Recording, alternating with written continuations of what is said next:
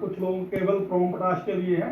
ये पर्टिकुलर सब लोगों के लिए बहुत बढ़िया सेशन रहेगा। आप सब लोगों के लिए बहुत सारी चीज़ें हैं जो हमारे जो एसोसिएट्स हैं, हमारे जो लीडर्स हैं, उनको क्लियर नहीं होती कई चीज़ें।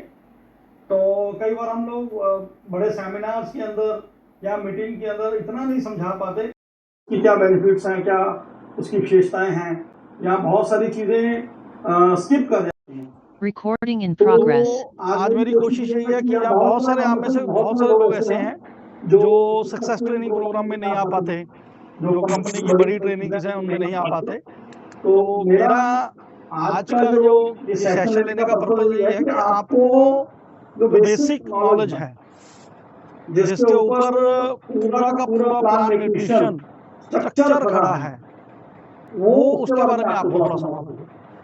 तो जब आपको वो चीज के बारे में नॉलेज हो जाएगा तो उसके बिहाफ पे आप सब लोग अपने फ्यूचर जो है अपने डिसीजन ले सकते हो, कैसे करना चाहिए, कैसे यूज होना चाहिए, कितना डालना है, कितना नहीं डालना है, ये सारी चीजें इंपॉर्टेंट है ना। तो इसलिए आज जो मैं सेशन लेने वाला हूँ that is the plant nutrition के ऊपर लेने वाला हूँ कि हम ज्यादा से ज्यादा जैसे हम लोग नोटिस करते हैं कि आप सबको पता है कि जैसे हमारी हेल्थ के लिए न्यूट्रिशन की जरूरत है, ऐसे प्लांट की हेल्थ के लिए न्यूट्रिशन की जरूरत है। तो कौन से समय पर कौन सी न्यूट्रिशन देनी है, ये बहुत बड़ा इंपॉर्टेंट पार्ट है, चाहे वो ह्यूमन बीइंग हो चाहे वो प्लांट हो, दोनों के लिए इंपॉर्टेंट है। तो इसके लिए सबसे बड़ी ये चीज होती है कि ह्यूमन बीइंग में भी मान लीजिए आपको बहुत सारी चीजें हैं, तो अल्टीमेट आपके विटामिन D3 खत्म हो गया, राइट? नहीं नहीं ठीक है, तो ऊपर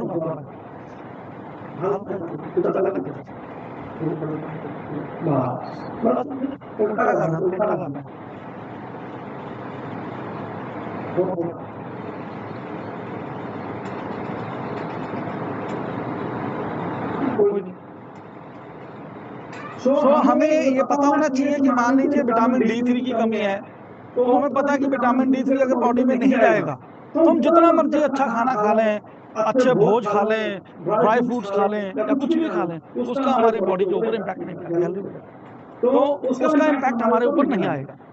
तो इसी तरह से प्लांट भी सेम की सेम तरह है। हम सब लोग एग्रीकल्चर में बहुत समय से जुड़े हुए हैं, लेकिन कुछ जो बेसिक नॉलेज है, मैं जब आप लोगों से बातें करता हूँ तो बहुत बार चीजें सामने निकल के आती हैं कि कुछ ऐसी चीजें हैं कि जिसकी इंफॉर्मेशन कहीं ना कहीं कम है, राइट?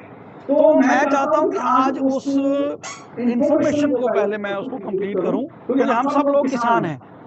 अगर किसान को अपनी जमीन और अपने पौधे के बारे में नॉलेज नहीं होगा तो हम ज्यादा बेनिफिट नहीं दे सकते, अपनी फसल में ज्यादा उत्पादन नहीं दे सकते। किसान के लिए उसकी जमीन और उसका जो पौधा है वही उसके बच्चे हैं। अगर उसके बच्चे तंदुरुस्त रहेंगे तो उसका उत्पादन भी ज्यादा रहेगा, तो उसका उत्पादन ज्यादा रहेगा तो हमारे एग्रीकल्चर जो ऑल ओवर इंडिया है एग्रीकल्चर इंडस्ट्री, जिसमें 70% से ज्यादा लोग खेती बाड़ी से साथ जुड़े हुए हैं, तो उनको बेनिफिट होगा, तो हमारे देश के ऊपर बेनिफिट होगा। तो एक चीज बहुत ध्यान से ये चीज सुनिए कि आज अगर पूरे देश का भविष्य बदल सकता है तो हमारे देश का किसान बदल सकता है, इसके अलावा कोई नहीं बदल सकता, ना अदानी ना अंबानी ना कोई नहीं बदल सकता, केवल हमारे देश का किसान देश का भविष्य बदल सकता है। क्यों? 70% से ज्यादा लोग हम लोग किसान हैं।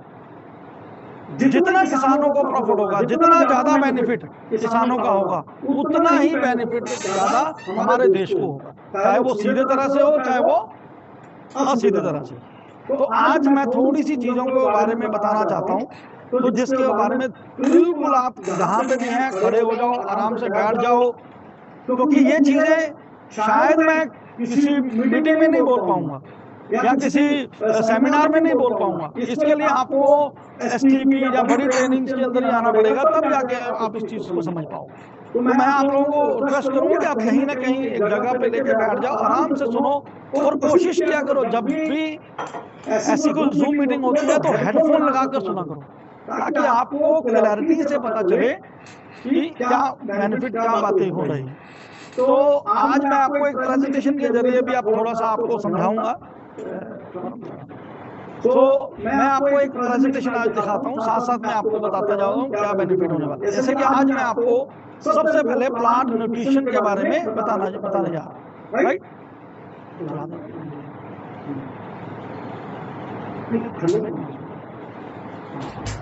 तो प्लांट न्यूट्रिशन, इसके बारे में पता होना बहुत जरूरी है हमारे लिए। हमें प्लांट को ग्रो करने के लिए कुछ तत्वों की जरूरत होती है।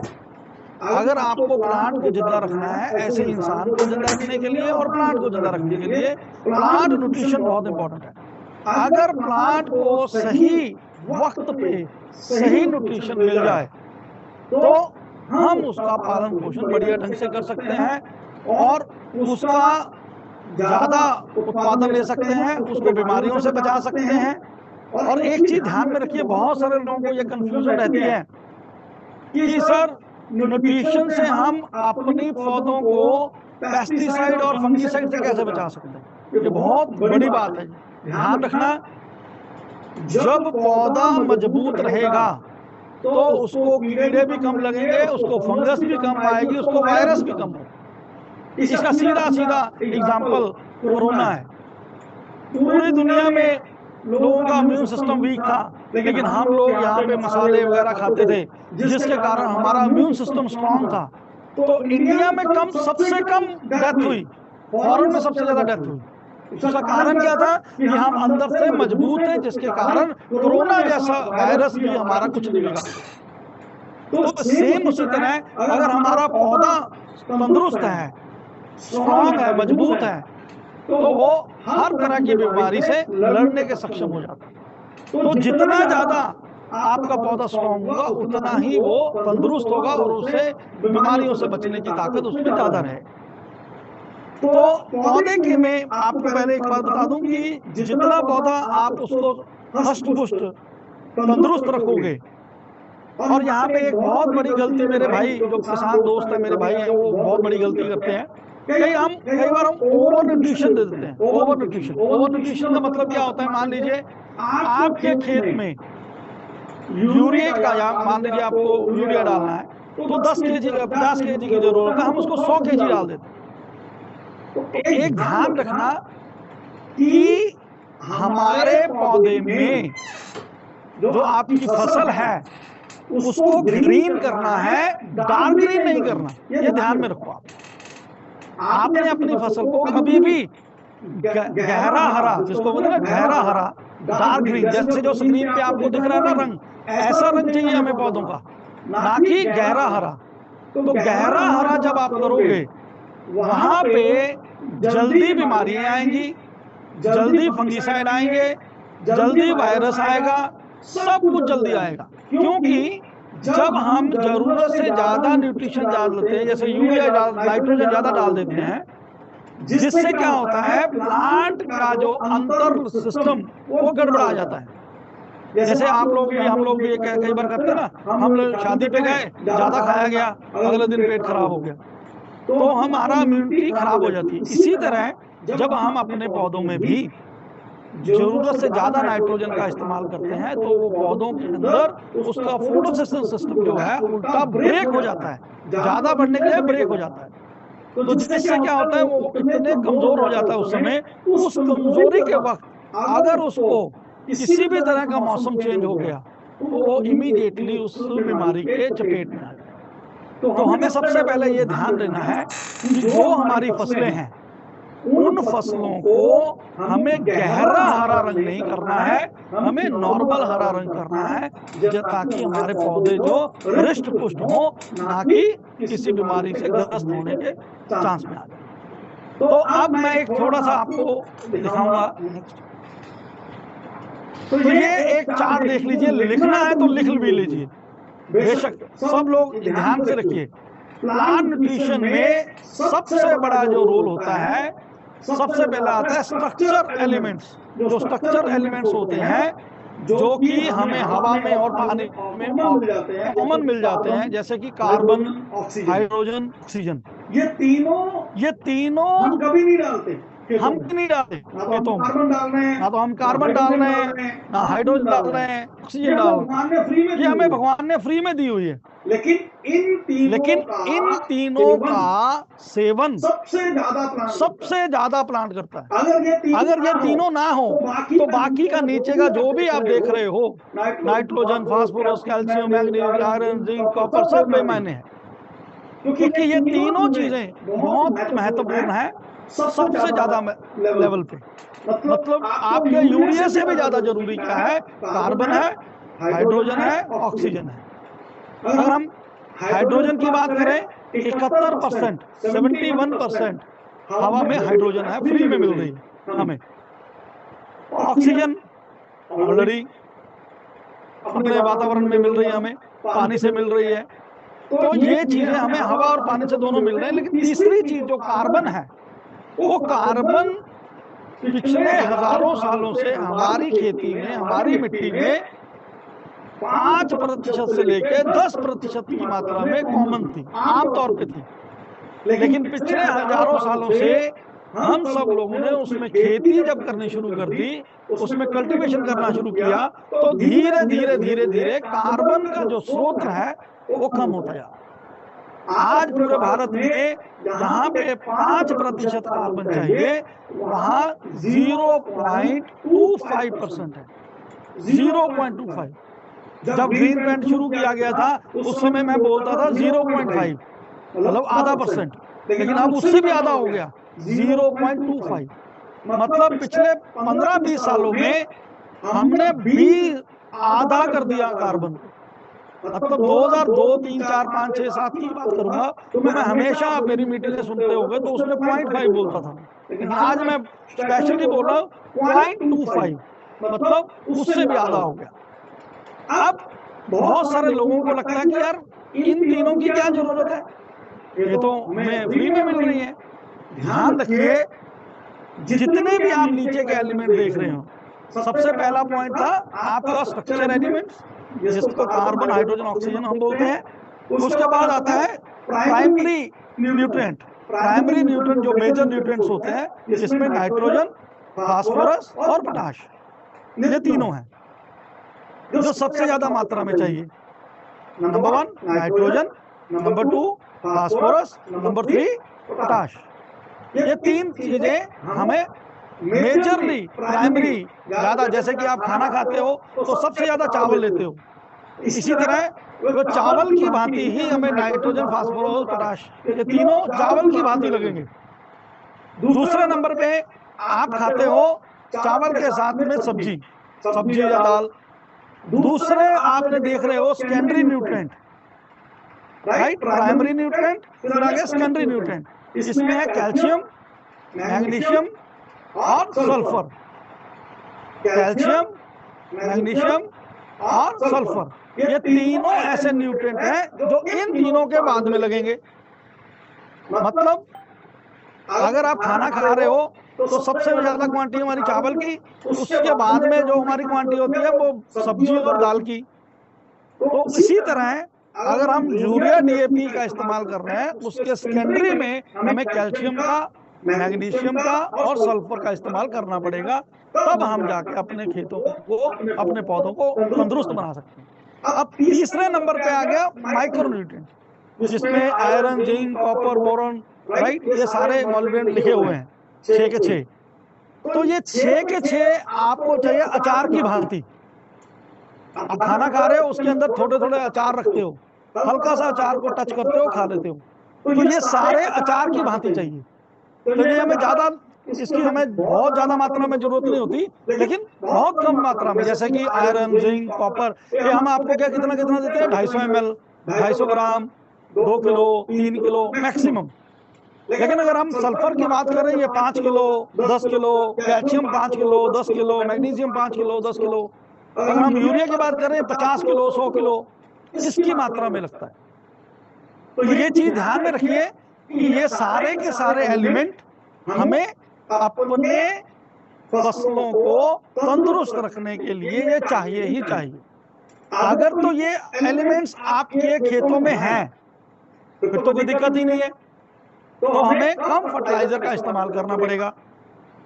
लेकिन अगर ये एलिमेंट आपके खेतों में कम हो गए हैं तो हमें ये बाहर से डालने पड़ेंगे।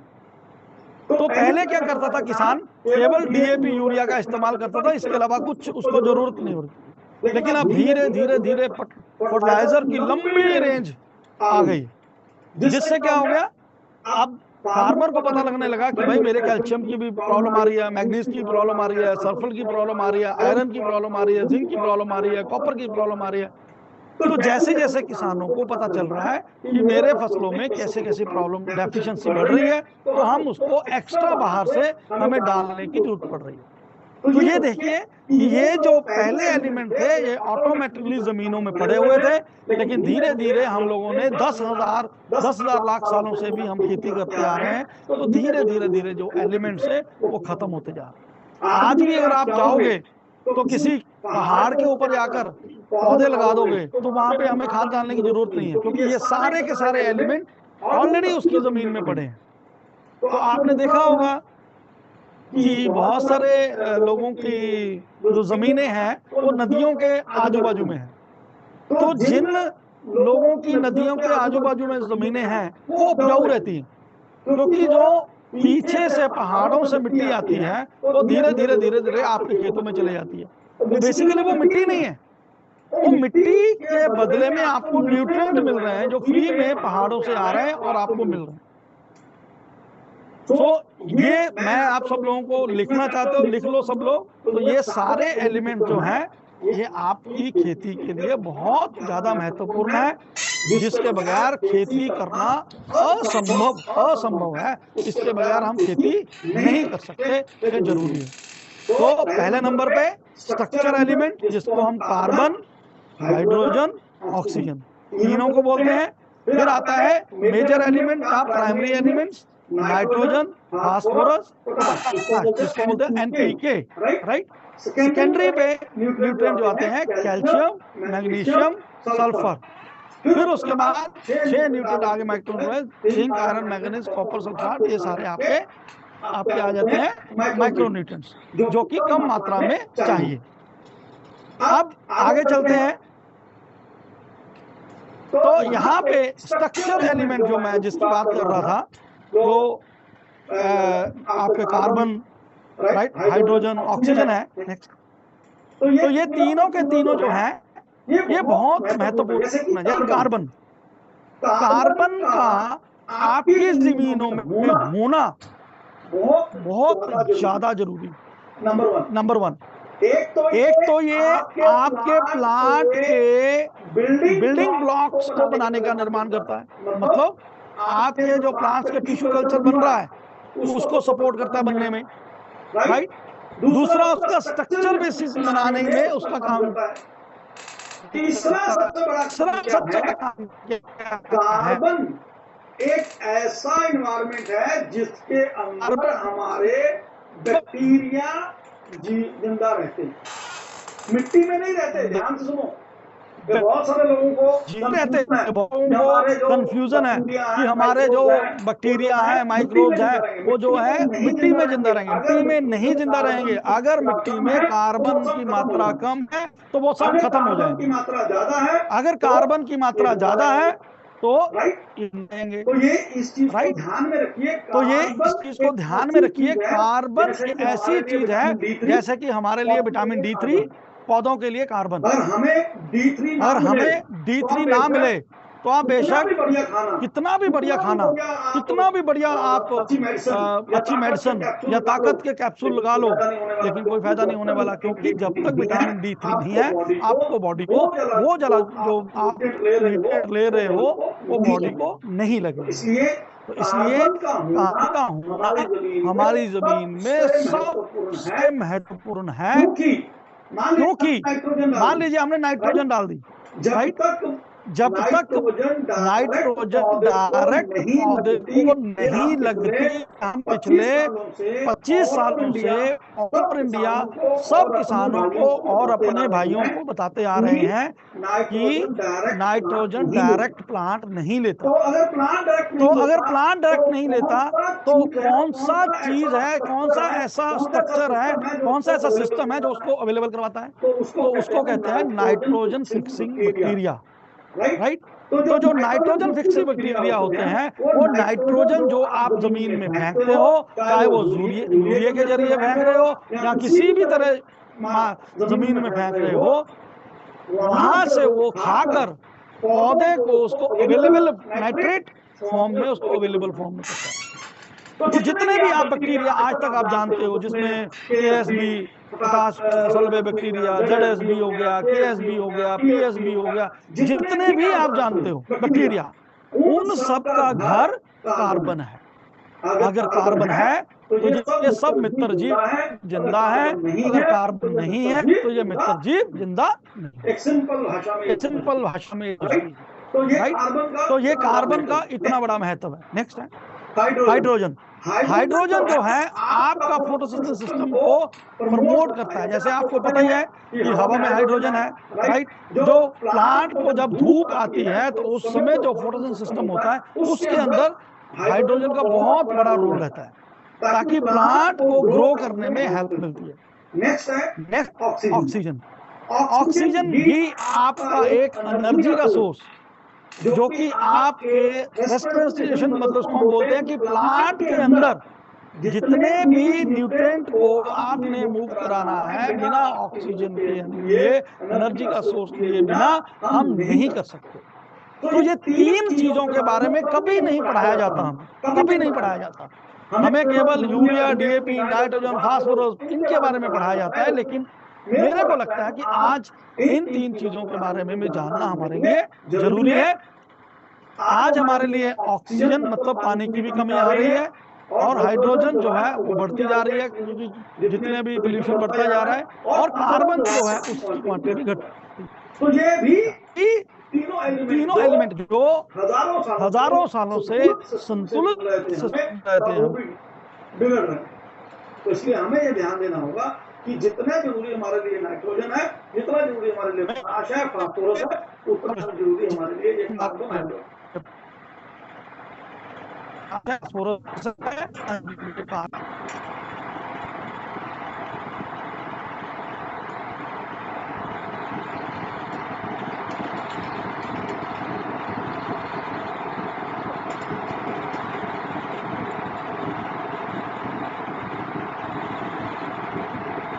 ओके, तो बीच में डिस्कनेक्ट हो गया था, तो मैं दोबारा से बोल रहा हूं कि जिसके बारे में बता रहा था मैं कि नाइट्रो जो तीनों एलिमेंट्स हैं उनका जितना जरूरी हमारे लिए नाइट्रोजन, फास्फोरस, ये सारी चीजें जरूरी हैं, उतनी ही जरूरी हमारे लिए ये तीनों चीजें हैं, कार्बन, हाइड्रोजन और ऑक्सीजन। तो धीरे धीरे हमारा स्ट्रक्चर जो है वो जहाँ पे खत्म हो रहा है, धीरे धीरे डिस्टर्ब हो रहा है, जिसके कारण हमारी जमीनों की उपजाऊ शक्ति कम हो रही है, जिसके कारण हमारे पौधों को ऊपर भी जहाँ पे हमें ज्यादा से ज्यादा रिजल्ट्स आने चाहिए वहां पे कम आ रहा है, हमें ज्यादा फर्टिलाइजर डालने की जरूरत पड़ रही है। तो अब ये ध्यान रखने वाली बात है आप सब लोगों के लिए, फर्टिलाइजर। अब जितने पहले तो केवल 2 फर्टिलाइजर थे, DAP, यूरिया, कहानी खत्म, या भी ये DAP डाल दो, यूरिया डाल दो। लेकिन अब फर्टिलाइजर की बात करोगे तो कम से कम लंबी रेंज है। अगर हम FCO के अंदर जाएंगे तो कम से कम 200 से ज्यादा फॉर्मुलेशंस हैं फर्टिलाइजर की। तो अकॉर्डिंग टू फसल, अकॉर्डिंग टू क्रॉप, जैसी जैसी आपकी क्रॉप है, हमें उसके हिसाब से उस फर्टिलाइजर का इस्तेमाल करना चाहिए। तो जब तीनों के बारे में आप समझ चुके हैं तो आगे चलते हैं। तो आगे वाले स्ट्रक्चर में आप देखोगे कि ये आपने डायग्राम देखो, ये तरबूज देख रहे हो आप, इसमें आपने देखोगे नीचे जो मैं अभी बोल रहा था उसी चीज का ये चित्र है। NPK नाइट्रोजन, फास्फोरस, पोटाश, ये तीनों जो चीजें हैं प्राइमरी न्यूट्रिएंट सबसे ज्यादा मात्रा में लगेंगी, राइट। दूसरे नंबर पे आ गए कैल्शियम, मैग्नीशियम, सल्फर, ये आपकी कम मात्रा में लगेंगी एनपीके के बदले में। तीसरे नंबर पे आ गए माइक्रो न्यूट्रिएंट, जैसे zinc, boron, manganese, sulphur, Kumar, जितने भी ये थे, ये सारे के सारे जो न्यूट्रिएंट हैं वे बहुत कम मात्रा में हमें चाहिए। तो क्वांटिटी का आप समझ जाओ कि अगर कोई व्यक्ति जिंक की मात्रा ज्यादा डाल रहा है, बोरोन की मात्रा ज्यादा डाल रहा है, राइट, तो समझ लो, या कॉपर की मात्रा ज्यादा डाल रहा है, तो वो फसल को बेनिफिट नहीं दे रहा, वो अल्टीमेट लॉस कर रहा है अपने प्रॉफिट का। तो कम मात्रा में ही चाहिए, ये केवल 200-250 ग्राम से लेके 1-2 किलो तक ही इसकी जरूरत पड़ती है। वो डिपेंड करता है कि जो फर्टिलाइजर है वो कितना प्योर है, कितना क्वालिटी वाला है। जितना क्वालिटी वाला आप फर्टिलाइजर का इस्तेमाल करोगे उतनी ही उसकी क्वांटिटी कम हो जाएगी, क्योंकि परसेंटेज बराबर मिलेंगे, राइट। तो इस चीज के चित्र के अनुसार आप समझ सकते हो कि आपको ज्यादा मात्रा में एनपीके लगेगा, उससे कम मात्रा में आपको कैल्शियम, मैग्नीशियम और सल्फर लगेगा, उसके कम मात्रा में आपको सारे के सारे न्यूट्रिएंट लगेंगे, राइट। तो ये जितने भी न्यूट्रिएंट आप देख रहे हो, राइट, 15 से 17 न्यूट्रिएंट आप जितने भी देख रहे हो, ये सारे के सारे न्यूट्रिएंट विदाउट बैक्टीरिया हमारे पौधे को नहीं लगेंगे, जब तक उसका साथी वहां पे जब तक उसका फौजी वहां पे नहीं है जिसको वो ग्रहण करके तब्दील कर सके पौधे को अवेलेबल फॉर्म में। तो इसलिए हमें इन सबको अगर ज्यादा से ज्यादा मात्रा में अपने प्लांट्स को अवेलेबिलिटी फॉर्म में डालना है, तो वहां पे बैक्टीरिया का लेवल हाई होना चाहिए, और बैक्टीरिया का लेवल तब ही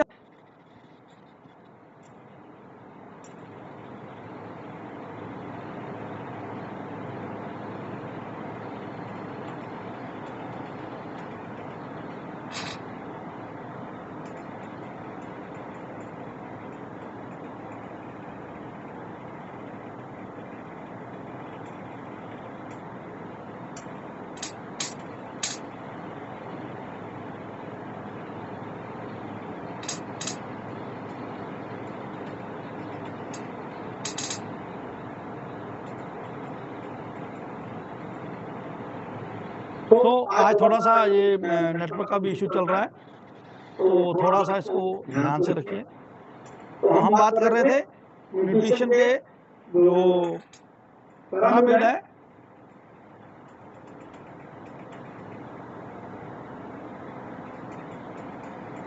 तो इसलिए ये चीज को आप समझने की कोशिश करो, जब तक जो है हमारे ये न्यूट्रिएंट तब तक हमारे प्लांट को नहीं लगेंगे जब तक हमारे जो जमीन के अंदर बैक्टीरिया अवेलेबल नहीं है, और बैक्टीरिया अवेलेबल तब तक नहीं हो पाएंगे जब तक वहां पे कार्बन की अवेलेबिलिटी नहीं, राइट। तो नेक्स्ट चलते हैं हम आगे कि इनके बाद में ये जो स्ट्रक्चर आप समझ अगर नहीं है तो मैं यहाँ से आप कंपनी से भी मंगवा लेना, मैं आपको भिजवा दूंगा, ताकि आपको पता चल जाएगा कि कौन से तत्व ज्यादा मात्रा में चाहिए, कौन से तत्व जो है कम मात्रा में और कम मात्रा में चाहिए, राइट। तो मेरा ख्याल ये जो चित्र है उससे काफी सारी चीजें आपकी सॉल्व हो गई होंगी कि कौन सा एलिमेंट ज्यादा लगेगा, कौन सा कम लगेगा, राइट।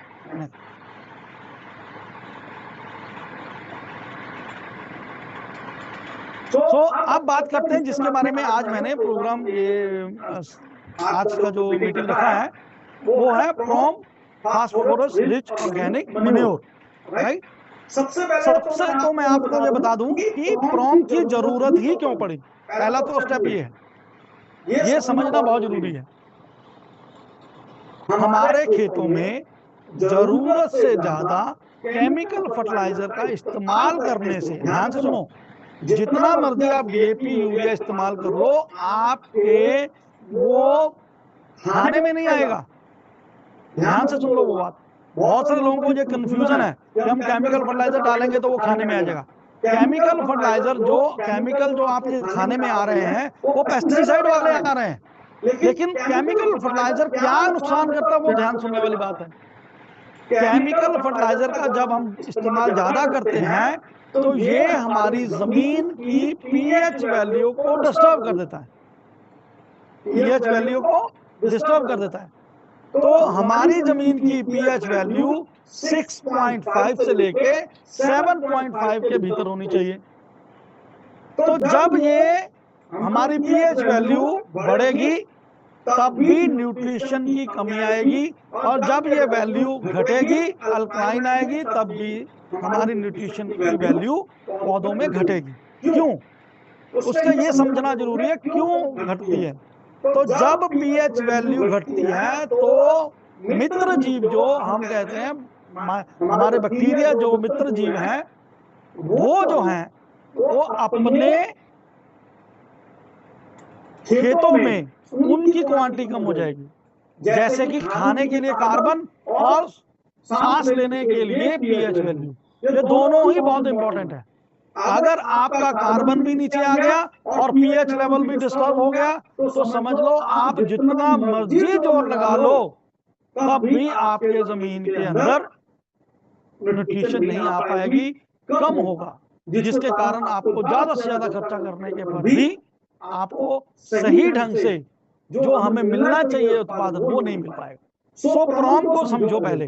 प्रॉम जो है ये स्लो रिलीजिंग फर्टिलाइजर के आधार पे बनाया गया है ताकि धीरे धीरे धीरे प्लांट को लगे, राइट। तो पर्टिकुलर जो है इसमें हम फास्फोरस जो कि हमारे पौधों को चाहिए उसको हमने फोकस रख के बनाया जाता है। अब इसकी जरूरत क्यों पड़ी?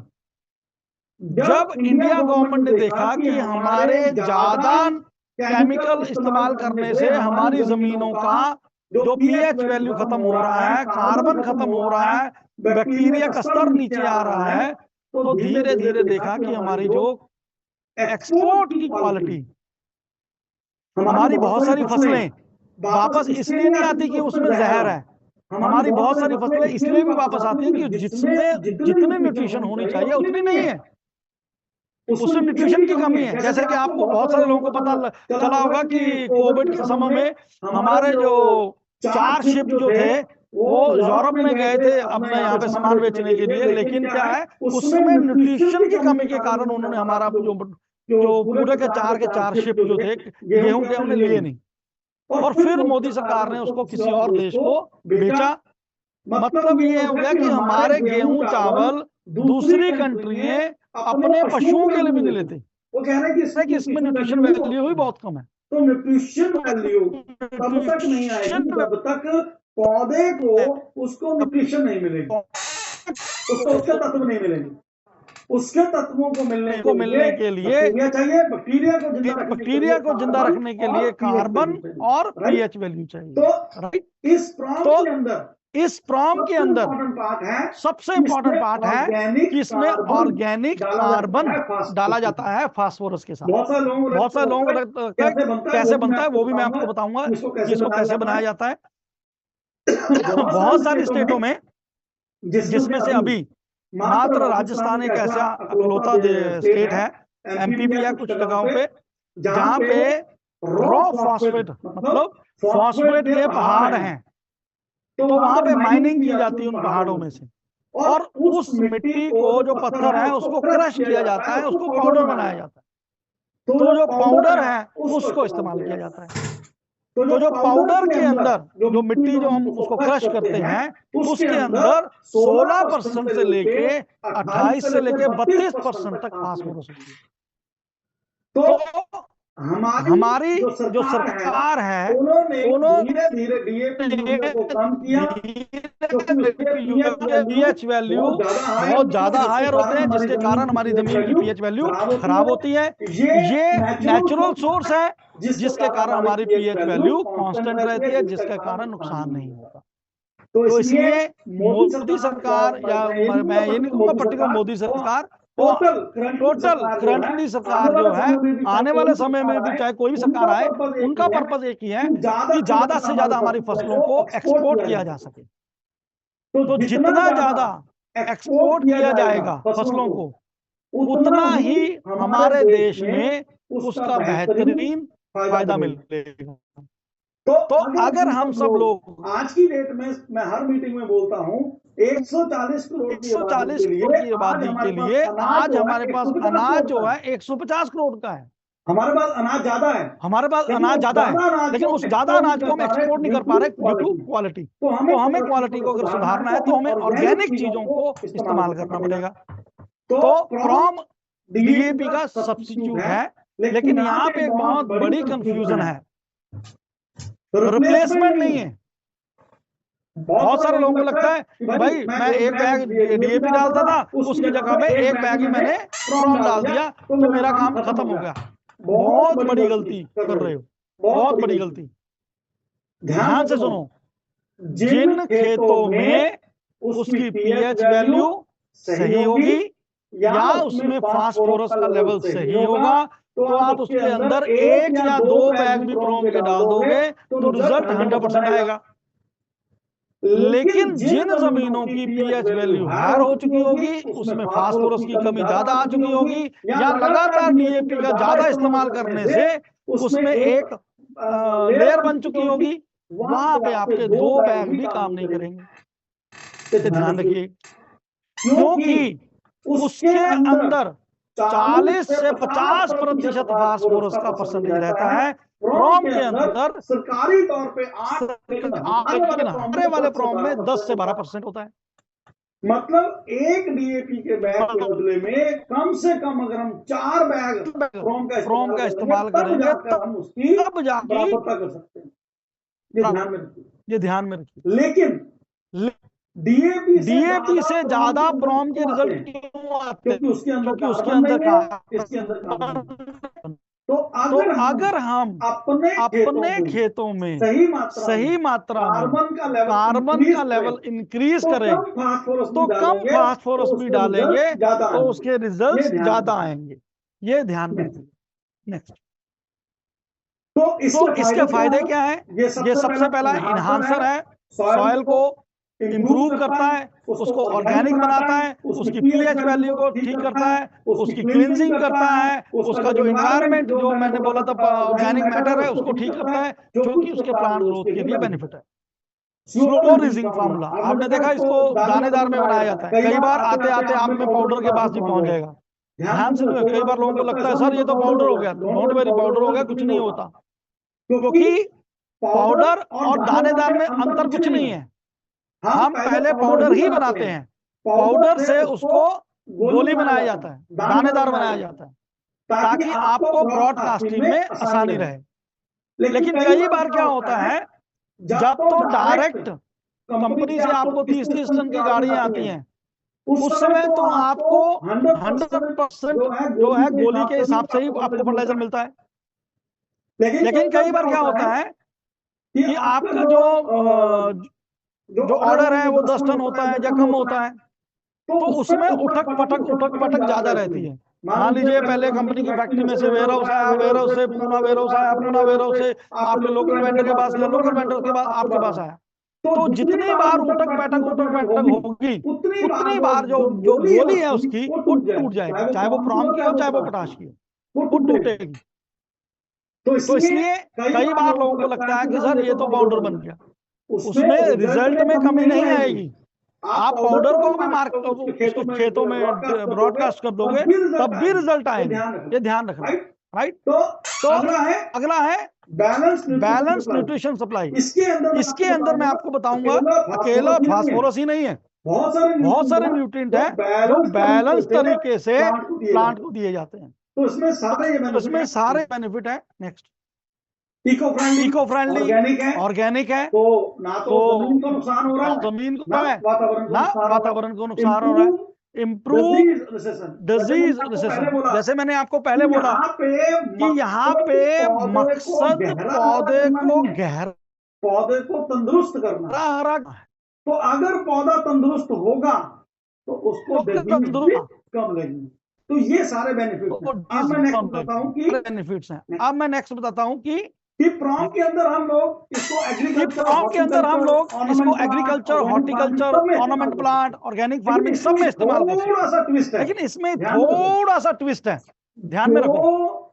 फसलें जो कम फसलें एज की हैं, कम एज की हैं, जैसे मान लीजिए आपका 2 महीनों की फसल है, 3 महीनों की फसल है, 6 महीनों की फसल है, राइट, या ऐसी फसलें जिसको हम सीरियल क्रॉप्स कहते हैं, वन टाइम ही काट लेते हैं, जैसे गेहूं, चावल, मकई, आपके बहुत सारे चारा, सोयाबीन, ऐसे बहुत सारी ऐसी क्रॉप्स हैं जिसको हम वन टाइम ही काटते हैं।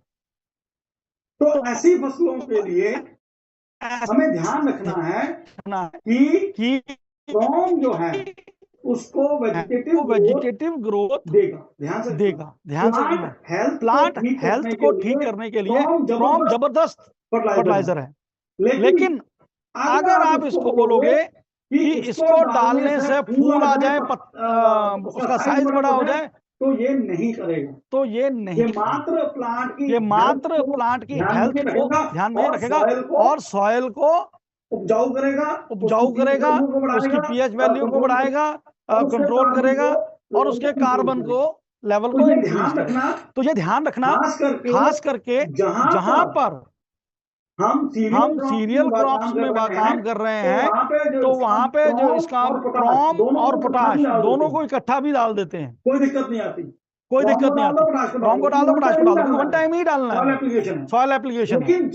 लेकिन जहां हम हॉर्टिकल्चर की बात करते हैं, यहाँ पे थोड़ा सा ट्विस्ट, हॉर्टिकल्चर में और पोटाश अलग अलग इस्तेमाल किया जाने वाला है। क्रॉम का इस्तेमाल वेजिटेटिव ग्रोथ के लिए करते हैं, पोटाश का इस्तेमाल उसके फ्लावरिंग और फ्रूटिंग के लिए करते हैं। इसका मतलब क्या हो गया? इसका मतलब क्या हो गया कि जब उसके उसमें फूल और फ्लावर लेके आना है तो कौन सा प्रोडक्ट को इस्तेमाल करना है? पोटाश को।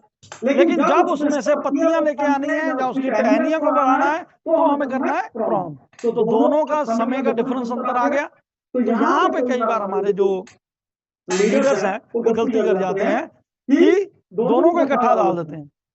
तो मेरे हिसाब से इकट्ठा डालने का कोई बेनिफिट नहीं है। जब जिसकी जरूरत है तब उसको दिया जाए।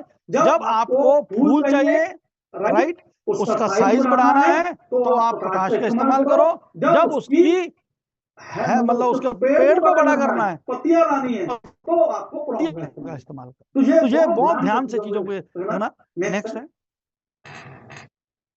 तो क्रॉप में जैसे मैंने आपको अभी बताया क्या क्या मिनिमम चीजें जो डाली जाती है, ध्यान से देखो। क्रॉप में सरकार के द्वारा बोला गया 8% फास्फोरस होनी चाहिए, लेकिन हम 12% लेके चल रहे हैं। 10 से 12% हमारे में होती है। इसमें पोल्ट्री मन्योर भी होता है, बेंटोनाइट भी होता है। बेंटोनाइट आपको एक बता दूं, बेंटोनाइट भी एक ऑर्गेनिक मिट्टी है जिसके अंदर calcium, manganese, sulphur, cobalt, iron, ये सारे के सारे जो न्यूट्रिएंट होते हैं इंक्लूडिंग सल्फर, तो ये सारा का सारा जो मिश्रण जो होता है जिसको हम मैक्रो एंड माइक्रो न्यूट्रिएंट बोलते हैं, आपके सेकेंडरी और लास्ट में न्यूट्रिएंट, इन तीनों का मिक्सचर को हम बोलते हैं बेंटोनाइट। तो बेंटोनाइट को भी इसके अंदर डाला जाता है। कार्बन इसके अंदर 20% से ज्यादा है। पीएसबी जो फास्फोरस सोल्युबल बैक्टीरिया है वो भी डाला जाता है। और इसमें एक सीक्रेट फार्मूला जो होता है वो प्लांट इनहांसर भी डाला जाता है, जिसके कारण आपके पौधों को रंगत या उसको इनहांस करने में हेल्प मिलती है। तो ये हमारे प्रोडक्ट में डिफरेंस है। तो बहुत सारे लोगों को लगता है कि सर हमारे बाकी के क्रॉप और हमारे में फर्क क्या है। तो ध्यान में रखिए 99% कंपनियों के जो आप क्रॉप खरीद रहे हो उसमें 8% तो छोड़ो, 2-3% भी नहीं आ पाता, क्योंकि 28%, अगर 28% का इस्तेमाल करें हम लोग तब जाके 50% भी आपको रॉ फॉस्फेट डालना पड़ता है। तो रॉ फॉस्फेट का आज की डेट में कम से कम जो कीमत है उसकी वो 10,000 से ऊपर है। तो अगर वो चीज इतनी महंगी है तो उसको सस्ते में कैसा बेचा जा सकता है। तो लोग क्या करते हैं, उसको सस्ता करने के चक्कर में उसमें बहुत सारी अल्टरेशन कर देते हैं। उसमें बहुत सारा आपका जो आप जो घरों में पीओपी करते हो ना, राइट, वो डाल देते हैं, क्योंकि सबसे सस्ता सोर्स वो होता है तो जिंक का। तो जिसमें मात्र 1 रुपया 2 रुपए वो मिट्टी खरीद कर उसके बीच में डाल देते हैं, जिसके कारण उसका प्राइस डाउन आ जाता है। पोल्ट्री फार्म का मन्योर आपको पता है ये भी बहुत महंगा आज की डेट में। बेंटोनाइट की बात करूं तो बेंटोनाइट भी मिनिमम से मिनिमम 12 से 15 रुपए केजी तक है मिनिमम, अगर हम उसको डालते हैं तो वो डालने से आपका कंटिन्यू न्यूट्रिएंट जो हम बोलते हैं बार बार, ये आपको प्रोवाइड करता है। कार्बन ये बहुत बड़ा रोल अदा करता है, जैसे मैंने आपको बोला। आप कौन सा कार्बन डाल रहे हो? 99% जो कंपनी है वो गोबर को इकट्ठा करके उसमें से कार्बन का सोर्स निकाल के दे देते हैं। नो डाउट उसके अंदर भी कार्बन होता है। हम इसमें कार्बन के अंदर लिग्नाइट का इस्तेमाल करते हैं जो कि इजीली प्लांट को अवेलेबल होता है। तो जितना ज्यादा अवेलेबिलिटी फॉर्म में वो प्लांट को रहेगा उतना ज्यादा कार्बन मिट्टी को चाहिए, उतना ज्यादा बढ़िया कार्बन लगेगा। तो आप देखोगे, मैं चैलेंज के साथ कहता हूं, जो पिछले 2-3 साल से लगातार प्रॉम का इस्तेमाल करते होंगे उनकी जमीनों में उपजाऊ शक्ति बढ़ चुकी होगी, उसका पीएच वैल्यू कंट्रोल हो चुका होगा और बहुत सारा डिफरेंस आपकी जमीन में आ चुका होगा। राइट? तो इसी तरह प्लांट एनहांसर जो कि प्लांट को एनहांस करने में मदद करता है। राइट? तो प्रॉम का इस्तेमाल, ध्यान रखिए, प्रॉम का इस्तेमाल हम लोग वेजिटेटिव ग्रोथ और उसकी रूट डेवलपमेंट, जड़ों के विकास के लिए करते हैं। मतलब फास्फोरस का हम इस्तेमाल कहां करते हैं? या तो हमें उसकी वेजिटेटिव ग्रोथ बढ़ानी है, मतलब टहनियां बढ़ानी है, उसकी प्लांट की हेल्थ को बढ़ाना है, या उसकी रूट्स को बड़ा करना है। तो इन दोनों जगह पे किसका रोल अदा करता है? वो फास्फोरस रोल अदा करती है। अब नेक्स्ट बात आता है पोटाश। पोटाश जो है ऑर्गेनिक पोटाश हम लोग दे रहे हैं, इसमें हम लोग इस्तेमाल कर रहे हैं maximum number of level of जो है रोडोवाइट्स, जो है एक एल्गी है जो कि अपने समुद्र में पाई जाती है, उसका क्रश करके पाउडर बनाकर इसमें हम इस्तेमाल करते हैं, जिससे क्या है हमें पोटाश की अवेलेबिलिटी मिलती है। तो ध्यान रखिए, एक चीज बहुत आसानी से आपको बता रहा हूं, वो चीजें जो प्राकृतिक से सीधे मिल रही हैं वो डायरेक्ट उसको लेना भी इजी रहता है। जहां पे केमिकल कॉम्बिनेशन आ गई वहां पे प्लांट को उसको अवेलेबिलिटी करवाना थोड़ा मुश्किल हो जाता है। जो नेचुरल सोर्स से हम लोग लेते हैं उसमें अवेलेबिलिटी ज्यादा होती है। तो इसलिए पोटाश में सबसे इंपॉर्टेंट पार्ट क्या है कि हम लोग वो रिसोर्स कर रहे हैं। दूसरा इसका बेनिफिट, नेक्स्ट इसका बेनिफिट क्या रहता है पोटाश का? तो सबसे बड़ी बात क्या है, इंप्रूव जो है प्रोडक्ट की क्वालिटी। मान लीजिए आप कोई भी फसल लगा रहे हो, चाहे वो वेजिटेबल लगा रहे हो, चाहे वो हॉर्टिकल्चर है, चाहे वो वहीं पे भी, तो यहाँ पर उसकी शेल्फ लाइफ, उसका साइज, उसके फ्लावर्स ज्यादा आए, उसको बढ़ाने में ये काम करते हैं हम लोग। पोटाश का मेजरली रोल 2 जगहों पे रहता है, जब सीड में से बाहर निकलते समय, उसकी टहनियां निकालते समय, और दूसरा एंड में जब उसकी फ्लावरिंग।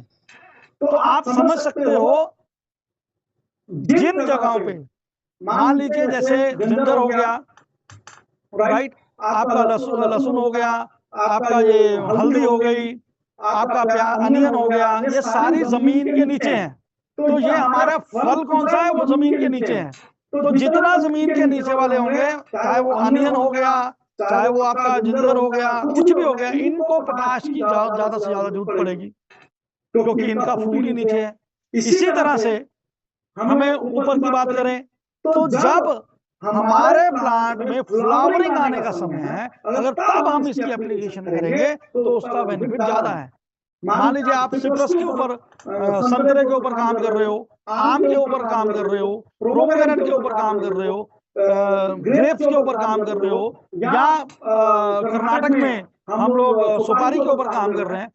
जब फ्लावरिंग का वक्त आए उस समय ज्यादा से ज्यादा जो है वो पोटाश का इस्तेमाल करना, तो ताकि हमारे पौधे को उसका फ्लावरिंग ज्यादा है, उसका साइज ज्यादा बढ़े, उसका एनहांसिंग पावर बढ़ाकर उसकी क्वालिटी, उसकी शेल्फ लाइफ को बढ़ाया जा सके, जो कि पोटाश ही कर सकती है, वो प्रॉम नहीं, फास्फोरस नहीं कर सकती।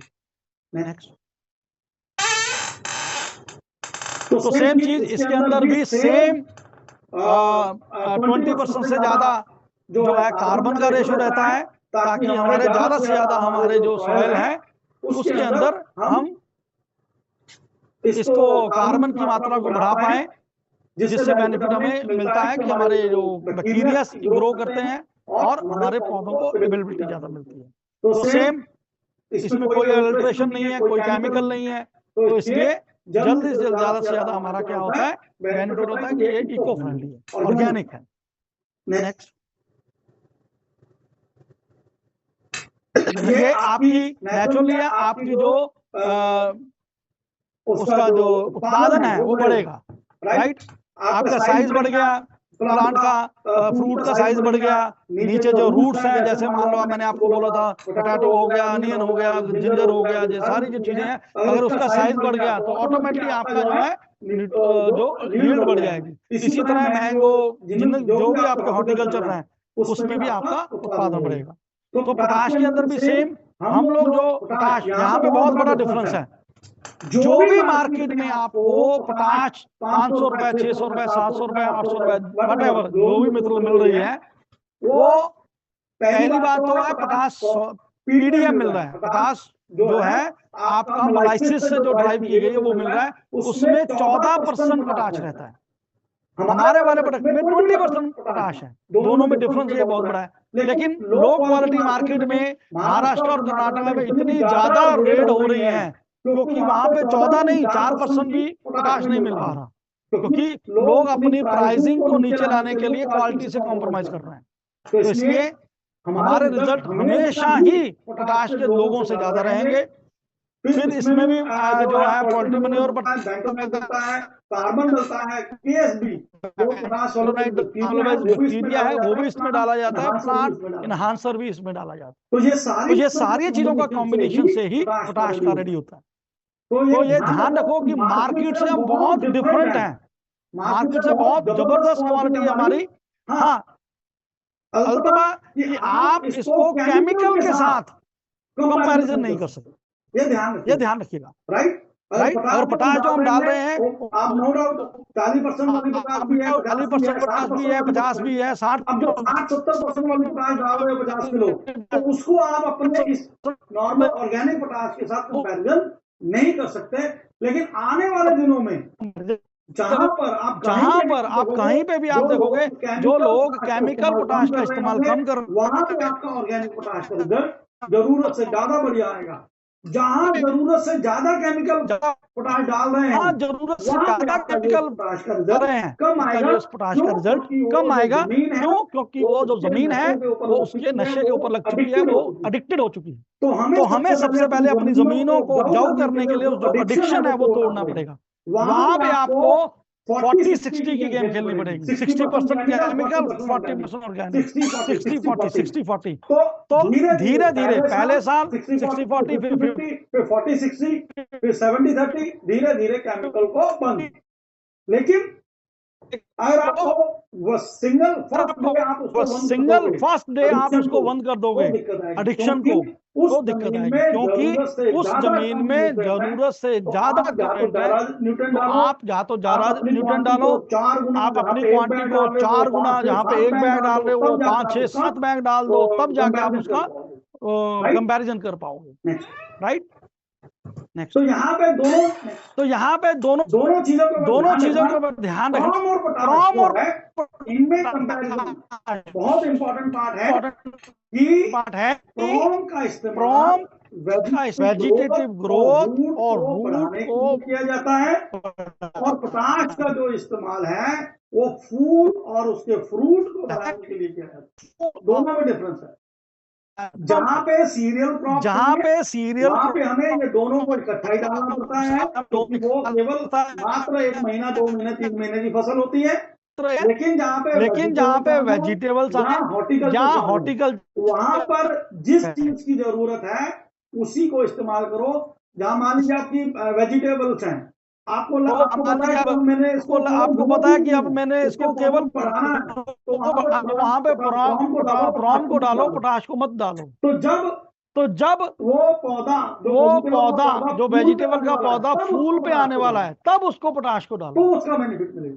दोनों का ध्यान रखो। हमको कब इस्तेमाल करना है पोटाश को इस्तेमाल करना। मान लीजिए आप दोनों को इकट्ठा डालोगे नुकसान कुछ नहीं होगा, लेकिन कम फायदा होगा। कम फायदा कब होगा? जब उसकी जरूरत होगी, जब उसको पोटाश की जरूरत है पौधे को, तब हमने डाला नहीं। हमने डाल दिया उसको 2 महीने पहले, 10 दिन पहले, 25 दिन पहले। तो इसलिए ये चीजों का ध्यान रखो। प्रोम को कब इस्तेमाल करना है, पोटाश को कब इस्तेमाल करना है, राइट। नेक्स्ट, तो जो मैंने मोटा मोटा ये दोनों निकाल के रखे हैं कि जो पोटाश है इसको हम फ्लावरिंग और फ्रूटिंग के इन्हांसर के लिए इस्तेमाल करते हैं। प्रोम को हम अपनी सॉइल की हेल्थ और उसके रूट डेवलपमेंट और जो प्लांट की डेवलपमेंट के लिए इस्तेमाल करते हैं। ये दोनों का जो मेन न्यूट्रिएंट का दोनों का अलग काम अलग अलग है, और ये दोनों को ही जरूरत से ज्यादा मात्रा में लगते हैं, राइट। तो मेरे ख्याल से बहुत सारे लोगों को प्रोम और पोटाश का जो डिफरेंस भी समझ आ गया होगा, और इस्तेमाल कैसे करना है वो भी समझ आ गया। एक यहाँ पे मेरे पास एक पेपर आया था जिसमें बहुत सारे लोगों के क्वेश्चंस थे।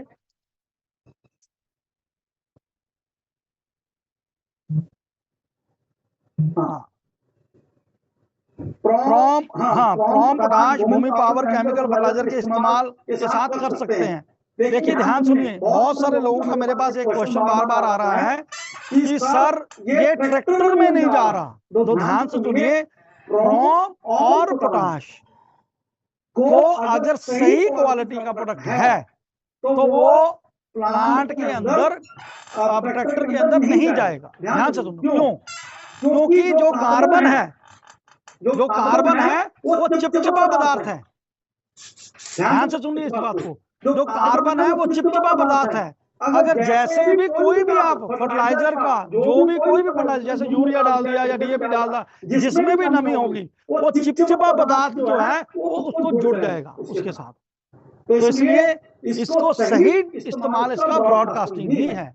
लेकिन अगर हम इसको ज्यादा रोस्ट कर देते हैं या बेंटोनाइट बढ़ा देते हैं, उससे क्या होगा? चिपचिपा तो खत्म हो जाएगा, लेकिन आपके जो रिजल्ट्स हैं वो वेरिएशन है। इसलिए मात्रा में जो सही क्वांटिटी की बात करूंगा, तो जितने भी आपके प्रोम और पोटाश कार्बन की मात्रा सही होगी, क्योंकि यूरिक या कार्बन किसी को भी हम बात करते हैं तो वो चिपचिपा पदार्थ रहता है, जिसके कारण कई बार जिन ट्रैक्टर्स के बीच में उनका शेप बड़ा रहता है, तो वहां पे इसको इस्तेमाल किया जा सकता है। जो जीरो ड्रिल है, जो जीरो इस्तेमाल करना थोड़ा मुश्किल रहता है। तो इसलिए क्वालिटी ये इंपॉर्टेंट पार्ट है कि हमें अपने कार्बन की क्वालिटी को डाउन नहीं करना, क्योंकि हमें अपनी जमीनों को तंदुरुस्त करना है। तो वो चिपचिपा होने के कारण ये आपके वो ट्रैक्टर के अंदर चलाने में थोड़ा मुश्किल आएगा ही आएगा। ये थोड़ा समझ के चलो, राइट। दूसरे नंबर पे लिखा गया है प्रोम पोटाश और भूमि पावर केमिकल। हाँ, वैसे अगर आप ब्रॉडकास्टिंग करना चाहते हो किसी भी केमिकल के साथ इसको मिला के कर लो, कोई दिक्कत नहीं, कोई रिएक्शन नहीं होगा, ये चिंता छोड़ दो, राइट। दूसरे नंबर पे आया था कि सर नए बैच में प्रोम जो मिट्टी की तरह है, इसमें आपको आंसर मिलता होगा कि कई बार आप कम क्वांटिटी मंगाते हो, 5 टन 10 टन मंगाते हो, तो उठक बैठक के चक्कर में जो आपका जो गोली है वो टूट जाता है, जो गोली है वो टूट जाता है, वो पाउडर बन जाता है, क्वालिटी डाउन हो। तो इसका मतलब, राइट, वो पाउडर से ही गोली बनाई गई थी, तो जितनी वो गोली काम करेगी उतना ही वो पाउडर काम करेगा, कोई दिक्कत नहीं। गोली काम उतना पाउडर, इसमें कोई दिक्कत नहीं, राइट। तो हाँ, बहुत सारे लोगों को ये भी कंफ्यूजन है कि सर वो गोली तो धीरे धीरे घुलती है। डोंट वरी, वो पाउडर भी धीरे धीरे काम ही करेगा, क्योंकि वो उसका फास्फोरस है, वो उसका अपना गुण है कि वो धीरे चिंता मत करो। इसलिए चिंता मत करो, अगर आपके पास कई बार बैग के अंदर 1-8 किलो 2 किलो पाउडर भी आ गया तो उसमें डरने वाली बात नहीं है, ये केवल ट्रांसपोर्टेशन के कारण कई बार आ गया। कई बार क्या होता है, वेयर हाउस में सबसे नीचे वाला बैग आपको चला गया, नीचे वाला बैग आपको चला गया, बैग पड़े हैं, तो नेचुरली कहीं ना कहीं तो वो थोड़ा सा वो टूटेगा, लेकिन आपका जो गोली है, गोली के टूटने से क्वालिटी से कोई लेना देना नहीं, ये ध्यान रखिए, राइट। चाहे वो पाउडर हो चाहे वो गोली हो, तो रिजल्ट एक बराबर है, राइट। तीसरे नंबर पे था वही कि हमारा जो प्रॉम है, हमारा जो प्रॉम है वो मार्केट के प्रॉम से, वो मैंने आपको मार्केट बोला ही है पहली बात कि तो मार्केट में 100% पहली बात तो है 100% परसेंटेज है ही नहीं। 2%, 4%, 2%, 4%, 5% उसमें तक आ रही है, और उसमें केवल प्रॉम जो फास्फोरस ही डाला जा रहा है। हमारे वाले में फास्फोरस भी है, उसमें कार्बन भी है, तीसरे नंबर प्लांट एनहांसर भी है, बेंटोनाइट भी है, आंसर बहुत भी सारा है, मिक्सचर है। तो हमारे मैक्रो और मिक्सर है, माइक्रो न्यूट्रिएंट दोनों इसके मैक्रो अंदर और डाले हैं, इसलिए जो कि वो मार्केट में जो मिल रहे हैं वो उसमें ये कंटेंट नहीं है, राइट। और एक दो क्वेश्चन था, क्या ग्रीन पैंट क्वेश्चन था, क्या पैंट प्रॉम और को कंप्लीटली यूज करके हम केमिकल फर्टिलाइजर कर सकते हैं? जी हाँ, हम बंद कर सकते हैं, पर हमें क्वांटिटी को increase करना पड़ेगा, राइट। तो जहां पर हमें सबसे पहले ऑर्गेनिक से भी ज्यादा जरूरी हमें नो रेजिड्यूल में जाना है, जीरो रेजिड्यूल में जाना। जीरो रेजिड्यूल का मतलब आप जो खाना, आपने जो आपके पौधों में जो फ्रूट लगा, कोई भी फ्रूट लगा, उसमें किसी भी तरह का केमिकल नहीं आना चाहिए। वो केमिकल अगर किसी आप नाइट्रोजन का इस्तेमाल करोगे तो उसके अंदर आएगी, जरूरत से ज्यादा किसी भी चीज का इस्तेमाल करोगे तो उसका रेजिड्यूल आएगा। तो हमें सबसे पहले हमारे देश में हमारी सरकार का नारा भी यही है, और वर्ल्ड वाइड एक्सपोर्ट करने जब हम करते हैं, वो ऑर्गेनिक की डिमांड नहीं करते, वो जीरो रेजिड्यूल करते हैं। मान लीजिए आप ऑर्गेनिक लेके चले गए, भाई साहब ये मेरा ऑर्गेनिक है, और एक बंदा जीरो रेजिड्यूल वाला लेके गया, उनके लिए दोनों के लिए पैरामीटर सेम है, वो दोनों को लैब में चेक करेंगे, लैब में चेक करके बताएंगे कि भाई साहब इसके अंदर केमिकल है या नहीं है। दोनों में केमिकल नहीं होगा, दोनों का प्राइस सेम होगा, लेकिन दोनों का जो एक्सपेंस है वो डिफरेंस होगा। जो 100% ऑर्गेनिक कर रहा है उसका लागत बहुत ज्यादा हो चुका होगा और प्रोडक्शन कम होगी, लेकिन जो जीरो रेजिड्यूल में काम कर रहा है उसकी लागत भी कम होगी, प्रोडक्शन भी ज्यादा होगी। तो एक्सपोर्ट दोनों के होंगे, तो ये ध्यान में रखिए। तो हम इसको इस्तेमाल कर सकते हैं, वहां पे अपनी क्वांटिटी को इंक्रीज करना पड़ेगा। तो we are focus on not for organic और फोकस ऑन जीरो रेजिड्यूल, ताकि हम इसको एक्सपोर्ट कर सकें, राइट। तो इसके अलावा मेरे पास कुछ क्वेश्चन थे।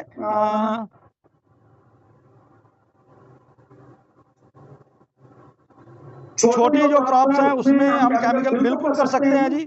तो हाँ, एक बहुत बढ़िया क्वेश्चन है, how many days from potash, कितने समय में ये काम करता है। ध्यान रखिए, जितने भी नेचुरल आपके रिसोर्सेज के प्रोडक्ट्स होते हैं, ये आफ्टर 3 to 4 डे आपको धीरे धीरे दिखना शुरू हो जाएगा।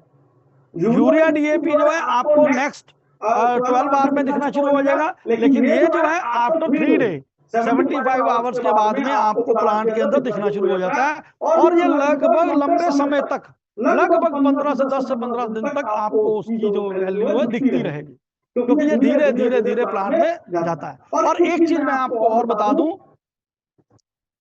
सीक्रेट थोड़ा सा आपको बता देता हूं, अपने प्रोडक्टों के रिजल्ट मार्केट के प्रोडक्टों के रिजल्ट में ज्यादा क्यों है। हम एक सीक्रेट, उसका नाम नहीं बोलूंगा मैं, सीक्रेट फार्मूला इस्तेमाल करते हैं, चाहे वो प्रॉम हो, पोटाश हो, ग्रो हो, ब्लूम हो, नाइट्रोकिंग हो, कुछ भी हो। उसका पर्पस है प्लांट को अंदर न्यूट्रिशन को परफेक्ट जगह पे लेके जाना। मान लीजिए आपने पोटाश डाल दिया, प्रॉम डाल दिया, लेकिन वो पोटाश तो चाहिए उसको फूल के पास, वहां तक लेके जाने का जो कैटलिक का जो काम है वो हमारा सीक्रेट जो एजेंट है वो करता है। तो इसलिए हमारे जो रिजल्ट्स हैं दूसरों से ज्यादा आएंगे, लेकिन आप प्रोम और पोटाश को केमिकल के साथ मत कंपैरिजन करो। प्रोम और पोटाश को दूसरी कंपनियों के प्रोम और पोटाश से आप कंपैरिजन में करे जाओगे तो डबल से ज्यादा रिजल्ट आएंगे हमारे, डबल से ज्यादा। अगर आप केमिकल को बंद करना चाहते हो 101%, मैंने जैसे बोला 30-70 40-60 ऐसे करके धीरे धीरे धीरे धीरे करके आप कम कर सकते हो, ठीक है जी।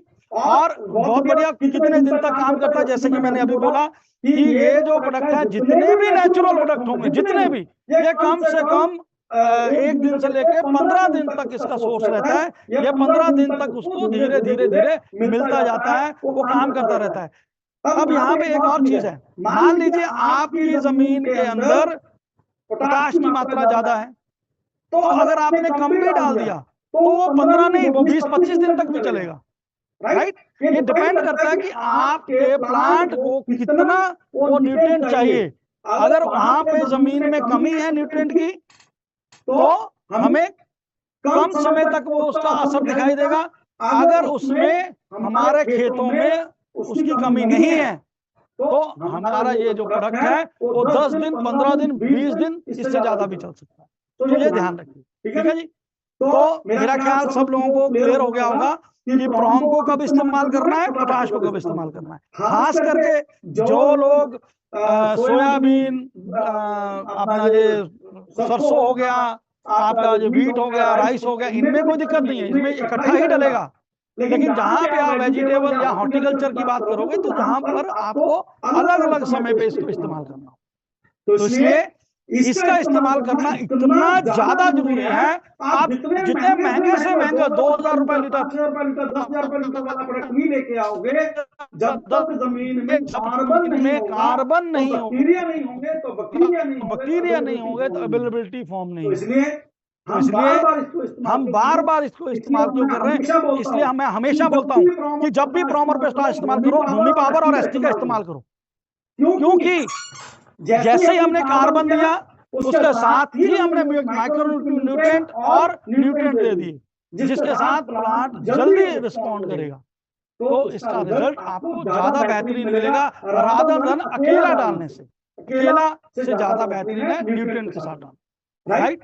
तो मेरा ख्याल आज की इस सेशन से बहुत सारे लोगों को बहुत सारी जो चीजें हैं वो क्लियर हो गई होंगी।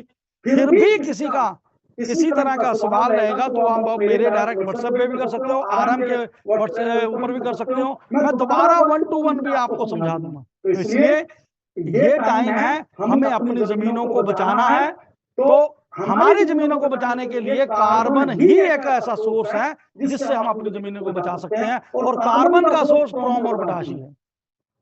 तो प्लीज ज्यादा से ज्यादा प्रोम और पोटाश को अपने खेतों में डालो ताकि उसकी जमीन की पीएच वैल्यू और उसकी गुणवत्ता को बढ़ाओ, जिससे हम अपने कम से कम फर्टिलाइजर को डाल के भी ज्यादा से ज्यादा बेनिफिट लेते।